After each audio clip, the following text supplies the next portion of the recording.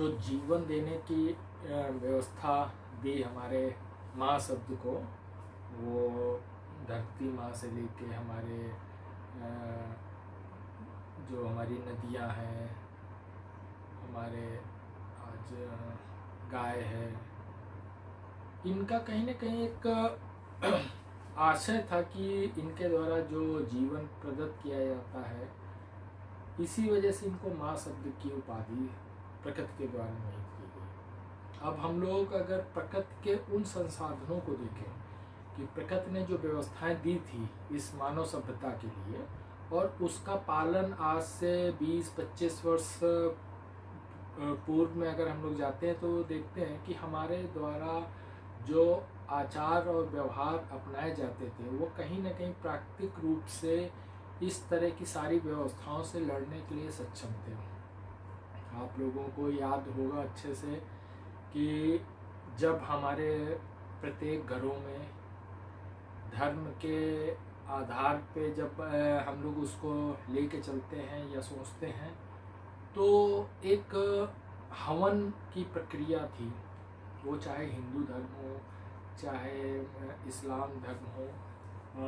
एक इस्लामिक धर्म में भी एक धूनी और इस तरह का प्रयोग किया जाता है। हिंदू धर्म में भी जो प्रॉपर आप हवन करते हैं, तो उस हवन में जो संविधा जो उसके उपयोग किए जाते थे, चाहे वो उसमें प्रयोग होने वाली लकड़ी हो आम की, पीपल की, बरगद की, और उसमें जो जड़ी बूटियों के रूप में एक प्रकार से उसमें जो पदार्थ डाले जाते थे, और उसके बाद अग्नि प्रज्वलित करके उसमें जो गाय के घी को प्रयोग किया जाता था, तो उनके मिश्रण से जो वायुमंडल में आपका जो धुआं जाता था, वो प्रकृति की चिकित्सा स्वयं से करता था। हम लोगों ने उसको ये मान के चले कि नहीं, ये धार्मिक अनुष्ठान है तो इसका हम प्रयोग करें या नहीं करें, या आधुनिकता के दौर में आने के बाद हम लोगों को लगा कि ये सब आज अच्छे बड़े बड़े शहरों में लगते हैं, तो हमें लगता है कि हम रोज़ हवन करें, ये तो काम सिर्फ गांव और उसमें रहने वाले लोगों के लिए ही है। तो उसका कारण था कि अगर हम वृक्षों के संरक्षण की बात करें, प्रकृति ने कुछ वृक्षों के लिए जो संरक्षण का व्यवस्था दी, वो कहीं ना कहीं वैज्ञानिक कारण था। जैसे हम पीपल आदि के हम लोगों ने ये कहा कि इसको वृक्षों को संरक्षित रखा जाए, तो उसके पीछे एक धार्मिक मान्यता को जोड़ना पड़ा कि इसको किसी प्रकार से हानि पहुंचाने से या इसको काटने से कुछ दैवी आपदाएं आएंगी, उसके भय से हम लोगों ने उसको छूने का या नष्ट करने का प्रयास नहीं किया। कहीं न कहीं वो वृक्ष जो आपको ऑक्सीजन के रूप में रात और दिन दोनों स्थितियों में देता है, तो कहीं नहीं प्रकृति ने उसको संरक्षित करने के लिए ये व्यवस्था आपको दी। और हमारे जो पूर्वज जिन्होंने इन सब चीज़ों को ज्ञान किया, उनको लगा कि ये उपयोगी चीज़ें हैं, इनको संरक्षित करने के लिए या इसका कोई नुकसान न करे मानव जात, तो उसको कहीं ना कहीं धर्म के आधार पर जोड़कर रखा गया। तो उसके कारण से हम लोगों ने इसको संरक्षण प्रदान करने का प्रयास किया। अब अगर हम इस भारत भूमि की धरती को देखें, तो भारत भूमि की जो धरती है, इस धरती में वो सारे गुण मौजूद हैं। यहाँ की जो मिट्टी है, इस मिट्टी में आप इतने प्रकार के जो माइक्रो न्यूट्रिएंट हैं, आज आप हम चिकित्सक के पास जाते हैं तो फला चीज़ की आपको कमी है, फला चीज़ की आपको प्रॉब्लम है, ये सारी व्यवस्थाएं आपके इस धरती के मिट्टी के गुणों में मौजूद है। जब हम लोग बात करते हैं तो चिकित्सा क्षेत्र के, तो चिकित्सा में किसी भी शरीर में वात, पित्त, कफ, ये 3 प्रकार के विकार अगर हो जाते हैं, कोई बढ़ गया तो किसी को कोई समस्या हो गई,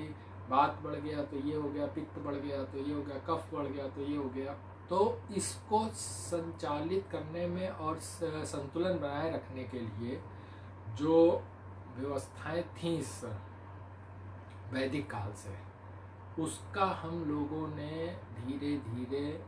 आधुनिकता के नाम पर उसको दूर होते गए। आप लोगों को ये शायद पता नहीं होगा, मिट्टी में 18 माइक्रोन्यूट्रिएंट्स पाए जाते हैं। और किसी भी एक आश्चर्यजनक बात सामने आई कि जब मानव शरीर अपनी देह त्यागता है, और एक प्रक्रिया है हमारी दाह संस्कार, तो जब हम लोग दाह संस्कार के बाद उस शव की जो राख मिलती है उसका आप परीक्षण करा लीजिए, और ये परीक्षण हो चुका, उसमें वही 18 माइक्रोन्यूट्रिएंट्स पाए जाते हैं जो हमारे किसी खेत की मिट्टी में पाए जाते हैं। तो यानी कि प्रकृति अपने आप को जन्म से लेकर मृत्यु तक पूरा रिसाइकल करती है और पूरा उसका संतुलन बनाती है। हम उन विषयों पर काम करने के बजाय आज अगर अपना दैनिक आहार और व्यवहार को ही संयमित कर लें, क्योंकि सबसे बड़ी बात ये होती है कि जो चीज़ें आपको बनाएंगे, आप लोगों को याद होगा कि हमारे जो पुरातन वैद्य हैं या अन्य चिकित्सक रहे जो पुरातन काल से या वैदिक काल से, उन्होंने एक बात बोली कि हमारा जो रसोई घर है वो हमारा पूरा चिकित्सा के गुणों से भरपूर हो है। उसमें हर वो चीज़ मौजूद है जिसका हमारी चिकित्सा के क्षेत्र में उपयोग होता है। आप लोगों को याद होगा जब हमारी माताएं बहनें अपने पहले के समय में, उनको एक प्रक्रिया थी, क्योंकि वाघभट्ट जी ने एक सूत्र दिया था कि भोजन को 48 मिनट के अंदर खा लेना चाहिए, क्योंकि जो आपका अनाज है जिसको जितना समय खेत में पकने में और उसको उगने में लगता है, उतना ही समय के अनुपात में उसको रसोई घर में भी पकने का समय लगता है। अब अगर हम एक दाल की बात करें तो जो दाल पहले बनाई जाती थी, तो उस दाल का एक स्वरूप था कि उस दाल को एक मिट्टी के हांडी पे रखी जाती थी या उसको तांबे के या कांसे के बर्तनों में पकाया जाता था। तो उसकी गुणवत्ता और उसका जो माइक्रोन्यूट्रिएंट्स थे वो सारे उसमें मौजूद रहते थे। लेकिन हम लोगों ने आज तेज़ी की वजह से या समय कम ना होने का हवाला देते हुए ये बात करते हैं कि समय नहीं है, तो हम लोगों ने उसको कहीं कुकर के रूप में, तो वो क्या होता है, वो दाल पकती नहीं है। वो क्या होता है कि दाल ब्रेक हो जाती है, क्योंकि जब आप नीचे से आग और उसमें पानी होता है और ऊपर से भाप का प्रेशर बनता है तो वो उसको तोड़ देता है। तो दाल गल तो जाती लेकिन पकती नहीं है, और उसको जब हम खाते हैं तो कहीं ना कहीं हमारे अंदर बहुत से ऐसे विकार पैदा होते हैं। तो कुल मिला के बात है कि जो व्यवस्थाएं हमको आज आधुनिकता के नाम पर मिली हुई हैं, उनका आसान करने के लिए व्यवस्थाएं बनाई गई कि आपका कुछ काम आसान हो जाए, लेकिन उनके ऊपर निर्भर होना एक अलग बात होती है। तो हम लोग जब ये बात करते हैं कि आप लोगों को पता होगा कि जो यहाँ पर हम लोगों का भोजन के पदार्थ बनाने के और रखने के थे, वो या तो मिट्टी के या तांबे के या कांसे के आप लोगों को प्राप्त होते थे। एल्युमिनियम, आप लोगों ने देखा होगा कि एल्युमिनियम के बर्तन आप लोगों को जो प्राप्त होते हैं, जिसको आज हम कुकर के रूप में भी आपको एल्युमिनियम का वो मिलता है। तो जब हम लोगों ने इस बात का ध्यान नहीं रखा कि एल्युमिनियम भारतवर्ष बहुत पहले बना सकता था। उसके बर्तन, मिट्टी के बाद तांबे कांसे के बर्तन उसने क्यों बनाए? क्योंकि और जबकि भारत में एल्युमिनियम बनाने का जो पदार्थ है बॉक्साइट बहुत प्रचुर मात्रा में उपलब्ध है, लेकिन फिर भी हमने एल्युमिनियम नहीं बनाया। एल्युमिनियम बनाया गया जब हमारे अंग्रेज शासनकाल था और उन्होंने कैदियों के लिए, क्योंकि एल्युमिनियम में रखा गया कोई भी भोजन का पदार्थ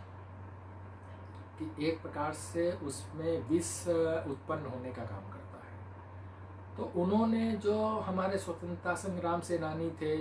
उनको जेलों में रहते हुए एक प्रकार से इस तरह के पदार्थों में या इस तरह के पात्रों में भोजन दिया कि धीरे धीरे उनकी शारीरिक क्षमता क्षीण हो जाए और जल्दी वो मौत के कगार में पहुंच जाए। क्योंकि अगर हमारे पास इतनी प्रचुर मात्रा में ये खनिज था और हमने नहीं बनाया तो कोई कारण तो रहा होगा। हमारे पुरातन वैज्ञानिक जो रहे उनके पास इसकी अनुभव भी था और इसकी एक विशेषता भी थी उनके पास, लेकिन उन्होंने ये नहीं बनाया। तो कुल मिला के ये है कि अगर हम लोग उन सभी विषयों पर और उन सभी व्यवस्थाओं को पुनः अपना लें, क्योंकि जब भोजन बनता था वो 48 मिनट का जो सूत्र था उसके तहत प्रतिदिन घर की महिलाएं चक्की पर, घर में एक चक्की एक इस तरह का यंत्र बनाया है, मेरे ख्याल से ये दुनिया का एक अजूबा यंत्र भारत ने तैयार किया कि घर की महिलाएं जो चक्की पे डेली आटा पीस कर भोजन बनाती थी। तो कभी आप लोगों ने अगर उस चक्की को चलाने का काम करिए तो आपको पता होगा कि जब आप चक्की चलाते हैं तो वो आपके यहाँ पर पूरा उसका प्रेशर पड़ता है इस जगह पर, और महिलाओं और पुरुषों में एक अतिरिक्त महिलाओं के पास एक प्रकृति ने उनको अंग दिया है जो उनके जीवन को, नए जीवन को, मनुष्य को प्रदान करने का काम करता है। तो जब चक्की वो चलाई जाती थी तो सबसे ज़्यादा प्रेशर यहाँ होता था और उसमें जो उसके चलाने से उसका एक लचीलापन, तो पहले जो हमारे इस भारत में जो प्रसव होते थे बड़े सामान्य से और बिना किसी परेशानी से होते थे, लेकिन आज हम लोगों ने चक्की का आटा खाने लगे। अब तो पैकेट में बंद आटा आता है उसको खाने लगे, तो कुछ ना कुछ तो उसके प्रभाव पड़ेंगे। तो अगर हम उन सभी व्यवस्थाओं को, पुरुषों के लिए एक था कि प्रतिदिन वो घर के लिए भोजन की व्यवस्था करना और अपने जानवरों के लिए उनको चारा की व्यवस्था करना, तो एक चारा काटने की मशीन आती थी, उसको उन्होंने आधे घंटे चला के काम किया तो उनकी पूरी शारीरिक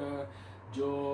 क्रियाएं थीं या जो उनका था, आज किसी योग या उनको किसी शारीरिक अलग से व्यवस्था करने की ज़रूरत नहीं होती थी। उनके प्रतिदिन के जो कार्य थे उसमें ही सारी चीज़ें समाहित थी। अभी भी अच्छे अच्छे डॉक्टर्स और अच्छे अच्छे वैज्ञानिकों ने एक ही बात कही कि इस कोविड के रूप में जो वायरस है इसको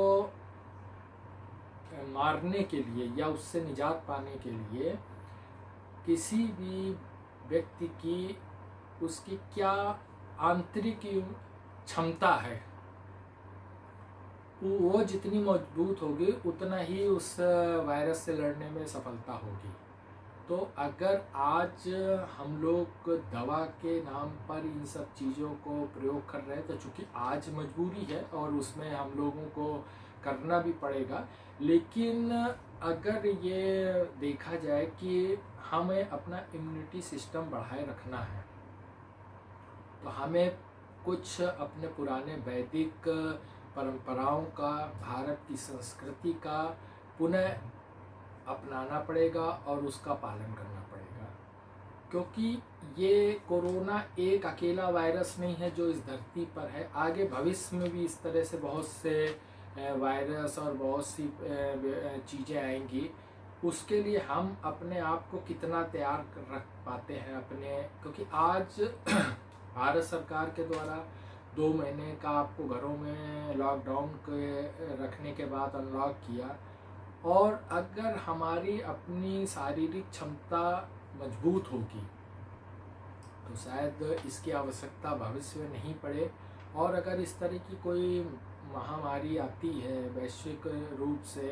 तो कम से कम भारतवर्ष के जो नागरिक हैं, भारतवर्ष के जो हमारे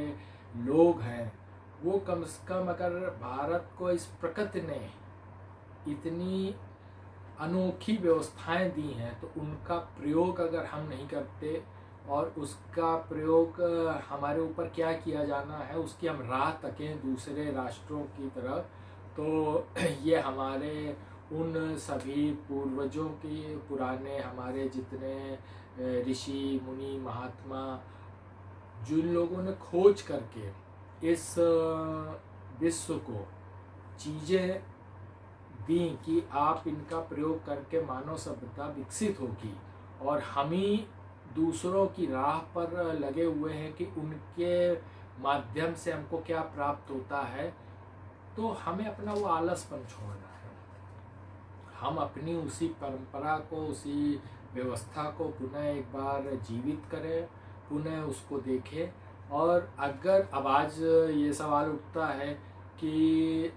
सारी आधुनिक व्यवस्थाएं हो गई हैं तो अब हम तो उस व्यवस्थाओं में नहीं लौट पाएंगे, या घर में हम आज महिलाएं चक्की पे आटा नहीं पीस पाएंगी, तो कुछ चीज़ें हैं जिनका अगर आज भी हम लोग प्रयोग करते हैं तो शायद कुछ प्रतिशत हम उस दिशा में आगे काम करने का प्रयास करें। क्योंकि सबसे महत्वपूर्ण,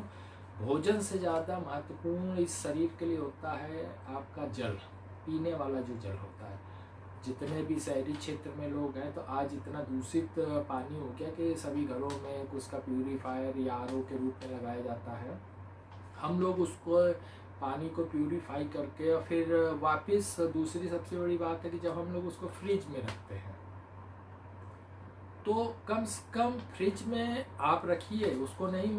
ये है कि आप फ्रिज को घर से बाहर फेंक दें या उसका हम प्रयोग नहीं करें। फ्रिज में उन वस्तुओं के लिए प्रयोग करें जिनको लगता है कि इसका प्रयोग करना है। लेकिन आप जो हमारे आप लोगों ने देखा होगा पीने के पानी के लिए मटके आते हैं, आप कम से कम वो एक मटका ले लीजिए और आरओ से निकालने के बाद आप उस आरओ के नीचे उस मटके को लगा दीजिए और आप देखिए कि उसका पानी का जो स्वाद, क्योंकि आरओ जितने उसके न्यूट्रिएंट्स को मार देता है वापस मिट्टी उसको पुनर्जीवित कर देती है। तो कम से कम अगर हम स्वच्छ जल पीते हैं तो शरीर के कई विकार हमारे इससे दूर हो जाएंगे। और आप लोगों को अभी 2 दिन पूर्व आप लोगों ने देखा होगा कि जगन्नाथपुरी में रथ यात्रा निकाली गई, तो वहाँ जाने का मुझे अवसर प्राप्त हुआ था इसके पूर्व। तो जब मैंने वहाँ पर देखा कि वहाँ पर पकने वाला भोजन मिट्टी के पात्रों में पकता है, जो लोग गए होंगे उनको पता होगा। तो और उसको जब हम लोग एक प्रसाद के रूप में लाते हैं तो कई बार हम लोग अपने दिल्ली से अगर भुवनेश्वर जा रहे हैं और उसके बाद ला रहे हैं, तो कई दिन होने के बाद घर में आने के बाद जब हम उसका प्रयोग करते हैं तो वो उतनी पौष्टिकता और उतना शुद्ध होता है। कारण क्या है? क्योंकि उसका ये है कि वो मिट्टी के पात्र पे होता है और मिट्टी में पका हुआ भोजन 15 दिन आप उसका प्रयोग कर सकते हैं। तो कुल मिला के कि यदि आज भी व्यवहारिक रूप से ये चीज़ अपनाई जा रही है और उसके प्रत्यक्ष प्रमाण हैं, तो हम लोग कुछ चीज़ें घरों में अपना सकते हैं। हम अपना इम्यूनिटी सिस्टम को डेवलप करने के लिए, बढ़ाने के लिए, चाहे आप एक काम कर सकते हैं कि जो हम लोग घरों में पैकेट बंद पिसे मसाले आते हैं, तो एक सिलबट्टा आता था, हम लोगों ने भी घर में अपनी माताओं को उसको प्रयोग करते देखा। तो कम से कम उसका ही प्रयोग करना अगर हम लोग सीख लें तो उसमें जो बैठने का पोस्चर होता है, जो हमारे मेडिकल साइंस में अभी आपको हमारे तीसरे भाग में हमारे जो आज के आधुनिक चिकित्सक हैं वो कई विषयों पर आपको बात करेंगे, बताएंगे। तो जो बैठने का पोस्चर होता है उससे कई चीज़ें होती हैं। तो जब आप उसमें कुछ नहीं, आप खड़े मसाले लाते हैं, आज पिसे मसाले में हो सकता है कि मिलावट भी हो सकती है, तो अगर आप खड़े मसाले लाते हैं और कोई भी आप जब भोजन पकाते हैं तो 5-10 मिनट उसमें करिए, तो ना तो किसी को जिम जाने की ज़रूरत पड़ेगी। हमारी माताओं बहनों को, पुरुषों को, ऐसा नहीं कि केवल ये माताएं बहनें के लिए ये कार्य है, हमारे पुरुष भी उसमें कुछ नहीं तो 2 टमाटर और उसकी नमक की चटनी ही बना सकते हैं, या कुछ मसाले को उसको पीस ले, तो एक तो उसका स्वाद भी अच्छा आएगा और दूसरे आपका शारीरिक श्रम और आपका जो जिम जाके हम लोग उसमें परिश्रम करते हैं उससे भी बचेंगे। तो कुछ दैनिक आहार और हमारे व्यवहार, इनका हम लोग अगर कुछ बदलाव कर लें तो कहीं ना कहीं ये लाभ की स्थिति होगी। और भारत की जो संस्कृति, जो व्यवस्था है, बड़ी समृद्धशाली है।